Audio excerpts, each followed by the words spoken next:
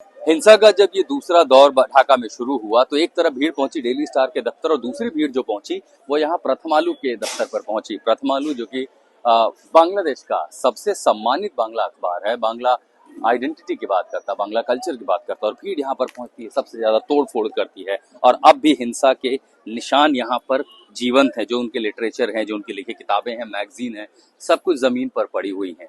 और ये दरअसल बांग्लादेश की विरासत है, उसकी संस्कृति है, उसकी सभ्यता, उसके लोकतांत्रिक इतिहास को भी ये बता रहा है कि आगे कैसे सब कुछ जमीन पर दिखाई दे रहा है। और इसी के साथ आपको अब इमारत दिखाता हूँ।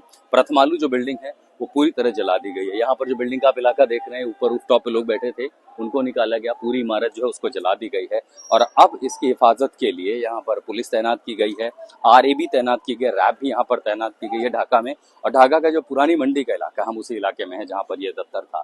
दो बड़े संस्थानों को फंडामेंटलिस्ट जो भीड़ थी उसने निशाना बनाया था। बड़ी संख्या में यहाँ पर पुलिस तैनात है, रैब तैनात है। और इसी के साथ साथ कई ऐसी संस्थाओं पे, फिर चाहे वो अल्पसंख्यकों को निशाना बनाना हो, मीडिया संस्थानों को निशाना बनाना हो। और इसी के साथ ये सवाल दरअसल उठ रहा है बांग्लादेश के भविष्य को लेकर के कि कैसे यहाँ पर सरकार, प्रशासन, व्यवस्था जो है बेबस नजर आती है और भीड़ उत्पात मचा रहे हैं। भीड़ अपना कानून चलाती है कि सीधे सीधे आके पूरी इमारतों को वाक़ के हवाले कर दे रहे हैं। अभी भी इस देश में तनाव इस कदर है कि कब कहाँ क्या हो जाए कोई नहीं जानता। बांग्लादेश एक ज्वालामुखी पर बैठा हुआ है। एक स्कूल के बच्चे ने दरअसल बड़े ही रचनात्मकता से लिखा है कि मेरा स्कूल क्यों तोड़ा। जब बांग्लादेश में बंगाली भाषा में जो लिखा है इसका मतलब है मेरा स्कूल क्यों तोड़ा। ये छाया नॉट है। बांग्लादेश अपनी सांस्कृतिक विरासत के लिए, अपनी कला के लिए भी जाना जाता था, लेकिन जब हिंसा का दौर शुरू हुआ 18 दिसंबर को, तो न सिर्फ संस्थानों पर हमला हुआ बल्कि उन जगहों को भी निशाना बनाया भीड़ ने जो संस्कृति, कला को बढ़ावा देते थे। तो छायानट दरअसल बांग्लादेश का सबसे प्रतिष्ठित संस्थान है। बड़े बड़े गायक यहाँ से निकले हैं। और आप देखिए नजरुल इस्लाम जैसे कवि जिन्होंने 3000 से ज्यादा रचनाएं की हैं।